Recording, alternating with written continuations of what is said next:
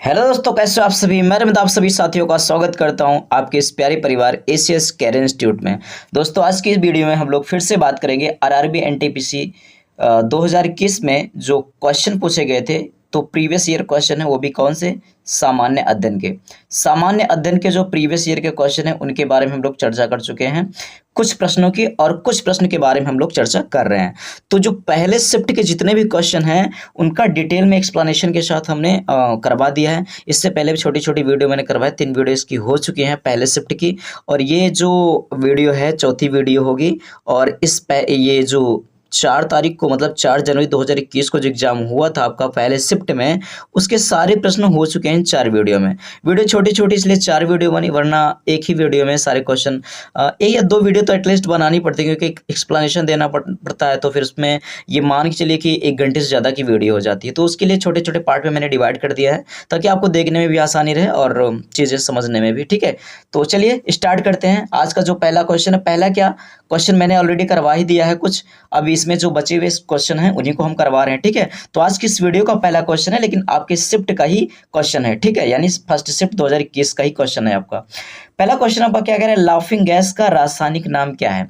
तो देखिए, इसका रासायनिक नाम होता है नाइट्रस ऑक्साइड, जिसका फॉर्मूला क्या होता है, N2O। ठीक है, नाइट्रस ऑक्साइड इसको बोला जाता है। अब देखिए, यहाँ पर सूत्र मैंने मेंशन कर रखा है। ठीक है, तो इसका जो सूत्र होता है, कलर एक बार बढ़िया सा ले लेते हैं।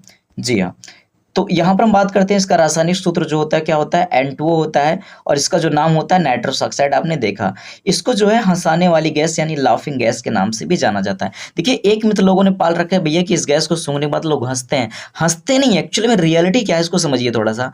बात यह है कि जब ये गैस इंसान सूंघ लेता है तो उसके जो चेहरे की जो भी मसल्स हैं वो थोड़ा सा ना सिकुड़ने लगती हैं, सिकुड़ने फैलने लगती हैं।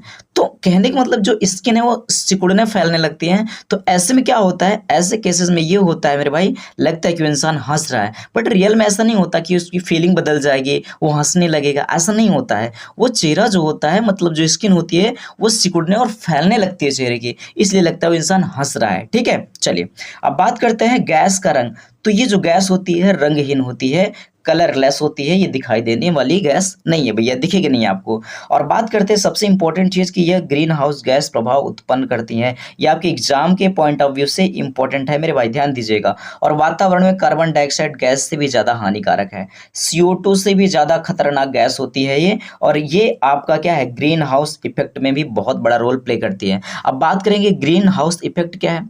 अब बात करते हैं ग्रीन हाउस प्रभाव की। तो भैया देखिए, ग्रीन हाउस प्रभाव क्या होता है आप सभी लोगों को पता होगा। ये क्या भाई, आप लोगों ने देखा होगा कि जो ग्रीन हाउस प्रभाव है उसको, उसके बारे में आप लोग को पता है, मैंने एक वीडियो डिटेल में करवा रखा है। आप लोग जाकर के इस चैनल पे देखिए, ग्रीन हाउस इफेक्ट के बारे में मैंने डिटेल में समझाया है। जाकर के इस वीडियो को आप एक बार देख लीजिए, आपको समझ में आया। Global warming, green house effect, सारा कुछ मैंने वहाँ पर समझा रखा है। ठीक है, चैनल पर वीडियो आपको मिल जाएगी। ठीक है, चलिए अब बात करते हैं यहाँ पर फिलहाल, लेकिन आप जान लीजिए। अब आप देखिए, यहाँ पर मामला ऐसा है कि ग्रीन हाउस, ये जो गैसें होती हैं आपको पता है कि एक लेयर बना लेती हैं। अब जब एक लेयर बना लेती हैं, जितनी भी गैसें आप सबको पता है एक लेयर बना लेती हैं, तो जो मतलब ये समझिए कि सूर्य है, सूर्य की किरणें नीचे आती हैं और यहाँ से जो हीट प्रोड्यूस होती है, यानी यहाँ से जो ऊष्मा निकलती है, अब वो ऊष्मा ऊपर जाने नहीं पाती। अब जो ऊष्मा जाने नहीं पाती तो उसके पीछे का क्या होता है कि पृथ्वी पर ही क्या होती है, वो गर्मी लगातार क्या होती है, बढ़ती जाती है। ठीक है, बढ़ती जाती है। तो इस तरीके से ऊपर एक लेयर बनती जा रही है। तो इन सब चीज़ों में बहुत बड़ा रोल प्ले करती है कौन, आपकी ग्रीन हाउस गैस। ठीक है, अब बात करते हैं यहाँ पर कि ओजोन परत के क्षरण में भी योगदान करती है। अब आप सभी ने पढ़ा होगा मेरे भाई कि जो ओजोन परत होती है, जिसका फॉर्मूला क्या होता है, O3। आपको पता है कि अगर आपसे पूछा जाए ओजोन परत कहाँ पाई जाती है, किस मंडल में, तो आपको बताना है समताप मंडल में पाई जाती है। कौन से मंडल में, समताप मंडल में पाई जाती है, यानी कि स्ट्रेटोस्फीयर में। ये किस में पाई जाती है, स्ट्रेटोस्फीयर में पाई जाती है मेरे भाई। ठीक है, यानी कि समताप मंडल में आपकी पाई जाती है। अब बात करते हैं खोजकर्ता। तो इसके जो खोजकर्ता हैं वो जोसेफ प्रिस्टले हैं। कब किया था, 1772 में। बाद में हम्फ्री डेवी ने इसके एनेस्थेटिक उपयोग की खोज की। एनेस्थेटिक मतलब क्या होता है, निश्चेतक के रूप में, निश्चेतक के रूप में। निश्चेतक मतलब क्या होता है, बेहोश करने में। ठीक है, जैसे आप लोगों ने पढ़ा होगा कि क्लोरोफॉर्म है। ठीक है, क्लोरोफॉर्म का इस्तेमाल किस में किया जाता है, निश्चेतक के रूप में। ये एनेस्थेटिक ही होता है मेरे भाई। ठीक है, चलिए तो ये थी N2O से रिलेटेड कुछ इन्फॉर्मेशन जो आपके एग्जाम के लिए बेहद जरूरी है मेरे भाई। ठीक है, चलिए यानी ये आपका क्या है, स्ट्रेटोस्फियर। ठीक है, ये आपका क्या दोस्तों, स्ट्रेटोस्फीयर, अरे तो ये तो दिखेगा नहीं मेरे भाई। एनीवे आप तो इतना तो देख ही लिए, ये क्या होता है आपका समताप मंडल। चलिए आगे बढ़ते हैं। आप इसका स्क्रीनशॉट या फिर जो आप करना चाहें इसको नोट कर सकते हैं, और अगर आप इसकी पीडीएफ चाहिए तो आप कमेंट कीजिएगा, आपको इसकी पीडीएफ भी मिलेगी, ठीक है। चलिए अब बात करते हैं ऑल इंडिया मुस्लिम लीग की स्थापना कब हुई थी। तो दोस्तों इसकी जो स्थापना है 1906 में हुई थी। ऑल इंडिया मुस्लिम लीग की स्थापना 1906 में की गई थी। और अब बात करते हैं कि डेट आपको भी याद रखना है, डेट भी आपको याद रखना है। 30 दिसंबर 1906 को हुई थी। कहाँ हुई थी? ढाका, यानी कि ये जो है अब बांग्लादेश की क्या है? राजधानी है। बांग्लादेश की राजधानी ढाका में इसकी जो है स्थापना हुई थी। अब ये किसने किया था? अब किया था किसने? अब आगे देखते हैं। इसके जो संस्थापक हैं कौन थे? तो इसके जो प्रमुख संस्थापक कौन हैं? वो आगा खां हैं, नवाब सलीमुल्लाह हैं और मोहसिन उल मुल्क हैं, ठीक है। और इसकी मैंने एक शॉर्ट वीडियो बनाई है, उसको भी जाके आप देख सकते हैं। उसके बाद बात करते हैं कि मुस्लिम लीग की स्थापना का मुख्य उद्देश्य क्या था। तो मुस्लिम लीग की जो स्थापना का मुख्य उद्देश्य था वो भारतीय मुसलमानों के राजनीतिक अधिकारों की रक्षा करना और ब्रिटिश सरकार के प्रति वफादारी बनाए रखना। ये इसका क्या था मेरे भाई? ये इसका मुख्य उद्देश्य था, ठीक है। चलिए अब आगे बात करते हैं। अगला क्वेश्चन, ये डेट आपको जरूर याद रखना है। आपके पेपर में एक क्वेश्चन ना जाए, बहुत सारे प्रश्न मतलब बहुत सारे एग्जाम्स में ये प्रश्न आपका पूछा गया है, ठीक है। कब स्थापना हुई थी, ये जरूर आपको याद रखना है, ठीक है। चलिए आगे बढ़ते हैं। अगला क्वेश्चन हमारा दोस्तों, अगला क्वेश्चन क्या कह रहा है कि आरबीआई अधिनियम कब आया था। ओ चलिए ठीक है, बात करते हैं क्या क्वेश्चन है कि आरबीआई अधिनियम कब आया था। तो दोस्तों आरबीआई अधिनियम आया था 1934 में। कब आया था? 1934 में। बात करते हैं इससे रिलेटेड कुछ इन्फॉर्मेशन जो आपके एग्जाम के लिए बेहद जरूरी है कि भारतीय रिजर्व बैंक यानी आरबीआई एक्ट 1934 में क्या हुआ था? पारित हुआ था। इस अधिनियम के तहत 1 अप्रैल 1935 को भारतीय रिजर्व बैंक की स्थापना हुई थी। आप सभी को पता होगा कि भारतीय रिजर्व बैंक की स्थापना कब हुई थी? वो आपकी 1 अप्रैल 1935 में हुई थी। ये भी क्वेश्चन ना जाने कितनी बार आप मतलब तरह तरह के एग्जाम में पूछा गया है। उसके बाद कह रहा है इसका जो मुख्य उद्देश्य भारत में मौद्रिक स्थिरता सुनिश्चितता करना और वित्तीय क्षेत्र का विनिमय करना, भारतीय मुद्रा का प्रबंधन करना, ये इसका क्या था? मुख्य उद्देश्य था। अब बात करते हैं सिलेक्टेड और महत्वपूर्ण बिंदुओं की, ठीक है। कलर में कर लेता हूँ थोड़ा सा चेंज, थोड़ा सा सुंदर सा कलर ले लेता हूँ। चलिए तो यहाँ पर हम बात करते हैं, यहाँ पर हाँ चलिए, अरे मेरे भाई क्या हो गया। हाँ अब यहाँ पर बात करते हैं कि भारत के, अब देखिए अब इसके जो प्रथम गवर्नर थे, तो आप सब लोगों ने पढ़ा होगा कि इसके जो गवर्नर थे ओसबोर्न स्मिथ थे। पेन का तो कलर चेंज ही नहीं हुआ मेरे भाई, पेन का कलर तो चेंज ही नहीं हुआ। चलिए देखते हैं चेंज हुआ कि नहीं। उसके बाद ये जरूर याद रखना, ये भी मेरे भाई बहुत पूछा जाता है आपके एग्जाम में, ये भी आपके एग्जाम में बहुत बार पूछा गया है मेरे भाई, ठीक है। अब बात करते हैं इसका राष्ट्रीयकरण कब हुआ था। तो 1 जनवरी 1949 को। आप ये प्रीवियस ईयर का क्वेश्चन उठा करके देख लीजिए, तरह तरह के एग्जाम में ये पूछा गया है ना जाने कितनी बार कि भैया आरबीआई है जो, ठीक है, आरबीआई का जो राष्ट्रीयकरण है कब हुआ था। तो 1949 को हुआ था। कब? 1 जनवरी को। स्थापना कब हुई थी? 1 अप्रैल 1935। और ये इसका राष्ट्रीयकरण कब हुआ था? 1 जनवरी 1949 को हुआ था मेरे भाई। आपको ये डेट याद रखना है, बहुत इंपॉर्टेंट है। बात करते हैं ये संशोधन जो है 2016 में इस अधिनियम में संशोधन कर मौद्रिक नीति समिति का गठन किया गया, जो ब्याज दरों से संबंधित नीतियों का क्या करती है? निर्धारण करती है, ठीक है। तो ये डेट आपको, ये पहली चीज तो इसके प्रथम गवर्नर कौन है? सर ओसबोर्न स्मिथ हैं, ठीक है। कब से कब थे ये भी आपको याद रखना है। राष्ट्रीयकरण कब हुआ ये याद रखना है, और इसका अधिनियम कब आया था वो आपको याद रखना है, और इसकी स्थापना कब हुई थी वो भी आपको याद रखना है मेरे भाई, ठीक है। चलिए आगे बढ़ते हैं। अगला जो क्वेश्चन है, आरबीआई के बाद सीधा पूछ लिया मेरे भाई आरटीआई, क्या कॉम्बिनेशन है मेरे भाई, ठीक है।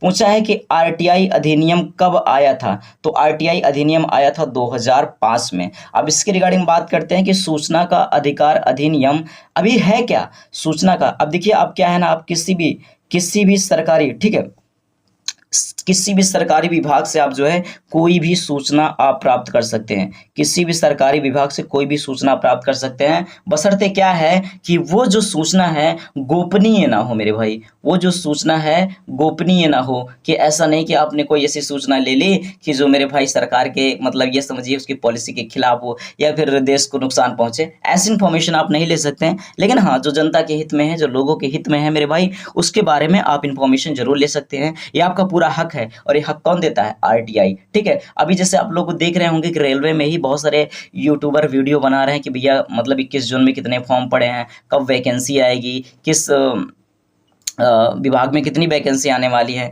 इसका उन्होंने आरटीआई लगाया। अब आरटीआई लगाने का मतलब क्या है कि भैया उनको अब जवाब मिलेगा कि अब क्योंकि उनको जानकारी मिल जाएगी, तो वो रेलवे बोर्ड की तरफ से उनको जानकारी मुहैया कराई जाएगी। ये किसने हक दिया है? आरटीआई ने हक दिया है। अब बात करते हैं कि मेरे भाई सूचना का अधिकार अधिनियम आरटीआई एक्ट कब आया था? भारत में 15 जून 2005 को पारित हुआ था, और यह 12 अक्टूबर 2005 से क्या हुआ था? प्रभावित हुआ। पारित हुआ 15 जून 2005 को, लेकिन प्रभावित हुआ मतलब पूरी तरह से प्रभावी हुआ, पूरी तरह से काम करने लगा कब हुआ भैया? 12 अक्टूबर 2005 से। ठीक है, बात करते हैं कि इसका उद्देश्य क्या था। तो सरकारी संस्थानों में पारदर्शिता और जवाबदेही सुनिश्चित करना। एक आम आदमी भैया अपना मतलब इसको उसका ये हक है कि वो जानकारी वहाँ से ले सकता है। ठीक है, एग्जाम्पल मैंने आपको बता दिया। उसके बाद हम बात करते हैं जी हाँ, उसके बाद हम बात करते हैं यहाँ पर क्या है कि अधिकार तो है आपको, लेकिन नागरिकों को किसी भी, देखिए अब बात करते हैं कि नागरिकों को किसी भी सरकारी विभाग से सूचना प्राप्त करने का अधिकार मिला जब तक कि वह सूचना राष्ट्रीय सुरक्षा से के गोपनीयता से संबंधित ना हो। ठीक है, आप उसकी जानकारी ले सकते हैं, मैंने भी आपको बता दिया कि गोपनीयता ना हो उसमें। ठीक है, गोपनीय मामला ना हो। अब बात करते हैं सूचना का समय। देखिए अगर आप आरटीआई लगाते हैं तो सूचना आपको 30 दिन के भीतर उपलब्ध करा दी जाएगी। ठीक है, अब बात करते हैं सूचना अधिकारी कौन? तो प्रत्येक सरकारी विभाग में जन सूचना अधिकारी पीआईओ नियुक्त किया जाता है इसकी जानकारी देने के लिए मेरे भाई। ठीक है, चलिए बहुत बढ़िया, आगे बढ़ते हैं। अगला क्वेश्चन है, बहुत इंपॉर्टेंट है मेरे भाई, बहुत इंपॉर्टेंट है, आपको याद रखना है। कह रहा 1998 में पोखरण परीक्षण का नाम क्या था? आप सभी लोगों ने पढ़ा होगा, आप सभी लोगों को पता होगा कि 1998 क्या किया गया था? 1998 में मेरे भाई पोखरण 1998 में क्या किया था? पोखरण परीक्षण किया गया था, और इसका नाम क्या था? इसका नाम पूछा, इसका नाम था ऑपरेशन शक्ति। इसका नाम क्या था मेरे भाई? ऑपरेशन शक्ति। अब बात करते हैं यहाँ पर कि 1998 में किए गए पोखरण परीक्षण का नाम ऑपरेशन शक्ति था, और इसके महत्वपूर्ण बिंदु की बात करते हैं यहाँ पर, तो तिथि क्या थी? 11 और 13 मई 1998 को यह परीक्षण किया गया था। डेट भी आपको याद रखना है, 11 और 13 मई को। ठीक है, यह परीक्षण किया गया था। अब बात करते हैं कहाँ किया गया था, तो राजस्थान के पोखरण टेस्ट रेंज में किया गया था। अब उस समय प्रधानमंत्री कौन थे? तो इस समय प्रधानमंत्री अटल बिहारी वाजपेयी जी थे। ठीक है, अटल बिहारी वाजपेयी की सरकार थी। ठीक है, यहाँ पर हम बात करते हैं किसकी सरकार थी? अटल बिहारी वाजपेयी की सरकार थी। उसके बाद यहाँ पर बात करते हैं प्रमुख वैज्ञानिक कौन थे? तो प्रमुख वैज्ञानिक इस मिशन के संचालक में जो है डॉक्टर एपीजे अब्दुल कलाम और आर चिदम्बरम ने महत्वपूर्ण भूमिका निभाई थी। तो आपको याद रखना है कि जो सबसे महत्वपूर्ण वैज्ञानिक, जो प्रमुख वैज्ञानिक थे, वो भैया आप समझ सकते हो उस टाइम क्या थे भैया, आप सबको पता है कि एपीजे अब्दुल कलाम और आर चिदम्बरम ये आपके क्या थे? प्रमुख वैज्ञानिक थे। ठीक है, इसको अंजाम देने के लिए। ठीक है, आगे बढ़ते हैं, आगे बढ़ते हैं। देखिए अब बात करते हैं कि अगला क्वेश्चन जो है आपका, अगला क्वेश्चन कि हेपेटाइटिस बी से रिलेटेड क्वेश्चन पूछा गया। तो यहाँ पर हम बात करते हैं कि भैया है क्या ये। तो आपको समझना है कि हेपेटाइटिस बी जो है वो विषाणु जनित रोग है। क्या है? विषाणु जनित रोग है। ये भी क्वेश्चन आपके डिफरेंट एग्जाम में कई बार पूछा जा चुका है। और हेपेटाइटिस, बात करते हैं हेपेटाइटिस बी संक्रमण से, तो क्या होता है? लीवर सिरोसिस रोग हो जाता है, लीवर कैंसर रोग हो जाता है, और लीवर फेल्योर जैसी गंभीर समस्याएं हो सकती हैं। ठीक है, तो ये पॉइंट आपको याद रखना है कि हेपेटाइटिस बी जो है वो क्या है? विषाणु जनित रोग है। ठीक है मेरे भाई, आपको ये बात याद रखना है। चलिए आगे बढ़ते हैं। तो अगला क्वेश्चन बहुत इंपॉर्टेंट है, बहुत इंपॉर्टेंट क्वेश्चन है मेरे भाई, और विशेष करके आपके रेलवे के पॉइंट ऑफ व्यू से तो बहुत ही ज्यादा इंपॉर्टेंट है। ठीक है, चलिए हाँ, क्वेश्चन क्या है आपका? इनसैट 1B डीआरडीओ द्वारा कब लॉन्च किया गया था? इनसैट 1B डीआरडीओ द्वारा कब लॉन्च किया गया था? तो दोस्तों ये लॉन्च किया गया था 1983 में, 1983 में ये लॉन्च किया गया था। बात करते हैं इससे रिलेटेड कुछ इंपॉर्टेंट फैक्ट के बारे में। तो इनसैट 1B एक भारतीय संचार उपग्रह है। अब इसको कब लॉन्च किया गया था मेरे भाई? तो 30 अगस्त 1983 को अमेरिकी अंतरिक्ष यान चैलेंजर, ये भी आपसे पूछ लेता है कई बार कि जैसे इनसैट 1B किसके द्वारा, किस अंतरिक्ष यान के द्वारा इसको लॉन्च किया गया था? तो आपको याद रखना है चैलेंजर के द्वारा। और किस मिशन के तहत? STS मिशन के तहत लॉन्च किया गया था। अब बात करते हैं सोलर पैनल तैनाती में प्रारंभिक चुनौतियों के बावजूद यह अक्टूबर 1983 तक पूरी तरह से कार्यशील हो गया। इसने भारत के संचार नेटवर्क में महत्वपूर्ण भूमिका निभाई और 1990 तक सेवा में रहा, जिसमें वॉइस सर्किट और मौसम संबंधी डेटा प्रदान किया गया था। ठीक है, तो आपको ये डेट जरूर याद रखना है। इतना ये तो इंपॉर्टेंट नहीं है, लेकिन आपको डेट जरूर याद रखना है और किस यान के द्वारा उसको भेजा गया था वो भी आपको याद रखना है। चलिए नेक्स्ट क्वेश्चन की तरफ मूव ऑन करते हैं हम लोग। ठीक है, अगला जो क्वेश्चन आपका है वो भी इंपॉर्टेंट है, वो हिस्ट्री से रिलेटेड है मेरे भाई, लेकिन इंपॉर्टेंट है, ये भी कई तरह से एग्जाम में पूछा गया है। ठीक है, अब देखिए पूछा है क्वेश्चन, क्या भारत का प्रथम उच्च न्यायालय? तो दोस्तों भारत का जो प्रथम उच्च न्यायालय है वो कोलकाता हाई कोर्ट है। क्या है? कोलकाता हाई कोर्ट है। अब भारत का पहला उच्च न्यायालय कोलकाता हाई कोर्ट, अब इसको कोलकाता नहीं भाई, इसको पहले किस नाम जाना था? कलकत्ता बोला जाता था, इसको कलकत्ता उच्च न्यायालय के नाम से इसको जाना जाता था। अब इसे 1 जुलाई 1962 को स्थापित किया गया था। अब इससे रिलेटेड कुछ इंपॉर्टेंट फैक्ट की बात करते हैं, तो स्थापना जो है ये अदालत भारत में 1861 के भारतीय उच्च न्यायालय अधिनियम के तहत स्थापित किया गया था। क्वेश्चन आपसे ऐसे भी पूछ सकता है कि किस अधिनियम के तहत स्थापित किया गया था? तो आपको याद रखना है 1861 के भारतीय उच्च न्यायालय अधिनियम के तहत स्थापित किया गया था। इसका जो स्थान है वो क्या था? इसका मुख्यालय पश्चिम बंगाल के कोलकाता में है। ठीक है, कोलकाता, जिसको मतलब इसको तो कोलकाता को तो पहले कलकत्ता के नाम से जानते थे। ठीक है, चलिए बात करते हैं ये भी जरूरी है आपके लिए कि पहला मुख्य न्यायाधीश कौन था? तो बिहार पहला मुख्य न्यायाधीश न्यायमूर्ति बर्नेस पीकॉक थे। ठीक है, न्यायमूर्ति बर्नेस पीकॉक इसके क्या थे? पहले मुख्य न्यायाधीश थे। आगे बढ़ते हैं, अगला जो क्वेश्चन आपका क्या है? अगला जो क्वेश्चन है, ऐसे क्वेश्चन आपके एग्जाम में बहुत ज्यादा पूछे जाते हैं। ब्रिज रिलेटेड, नदियों पर कौन सी परियोजना है, ये सारी चीजें आपके एग्जाम में बहुत बार पूछी जाती हैं। अगला क्वेश्चन आपका बोला गया है कि ढोला सादिया ब्रिज किस नदी पर बना हुआ है? तो दोस्तों ढोला सादिया ब्रिज जो है वो लोहित नदी पर बना हुआ है।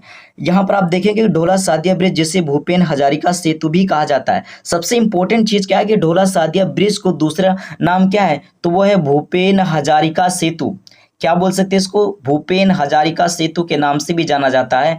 किस पर बना है? लोहित नदी पर, मैंने बता दिया, जो ब्रह्मपुत्र नदी की एक प्रमुख सहायक नदी है। मतलब जो लोहित नदी है वो किसकी सहायक नदी है? ब्रह्मपुत्र नदी की सहायक नदी है। क्वेश्चन आपसे पूछ सकता है कि लोहित नदी किस नदी की प्रमुख सहायक नदी है? तो आपको याद रखना है वो ब्रह्मपुत्र नदी की है। ठीक है, चलिए ऐसे भी पूछ सकता है कि ब्रह्मपुत्र की सहायक नदी कौन है? ऑप्शन दे देगा 4, उसमें से आपसे पूछ सकता है। ठीक है, तो क्वेश्चन किसी भी तरीके से पूछ सकता है। अगला क्वेश्चन आपका क्या है?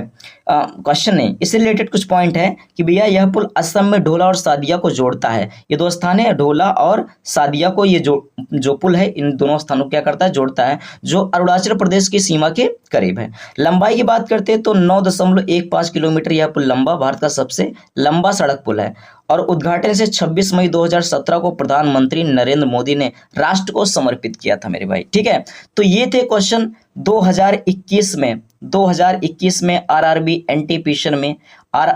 एनटीपीसी में जो भी क्वेश्चन पूछे गए थे मेरे भाई, पहले शिफ्ट 4/1/2021 के पहले शिफ्ट में मेरे भाई जो भी क्वेश्चन पूछे गए थे, उन सारे प्रश्नों को मैंने 4 वीडियो में मेरे भाई उनको हमने कवर कर दिया। ठीक है, तो 4 वीडियो को आप देखिए। अगला जो मतलब टॉपिक होगा वो यही होगा कि हम सेकंड शिफ्ट कब बनाएंगे, और सेकंड शिफ्ट इसी तरीके से मतलब हर डेट का आप ये मान चलिए कि जो आपका CBT 1 हुआ है, CBT 1 CBT 2 जितना भी प्रीवियस ईयर है, जितना भी प्रीवियस ईयर, पूरा प्रीवियस ईयर करवाएंगे हम आपको। और हम आपको बता रहे हैं कि साइंस की एक स्पेशल क्लास चलने वाली है मेरे भाई, उसको भी आप जरूर देखिएगा, वो आपके एग्जाम के लिए बहुत ही इंपॉर्टेंट होगी, बहुत ही कारगर होगी। तो चलिए दोस्तों फिर मिलते हैं नेक्स्ट वीडियो में, तब तक के लिए bye bye, take care, thank you, love you all.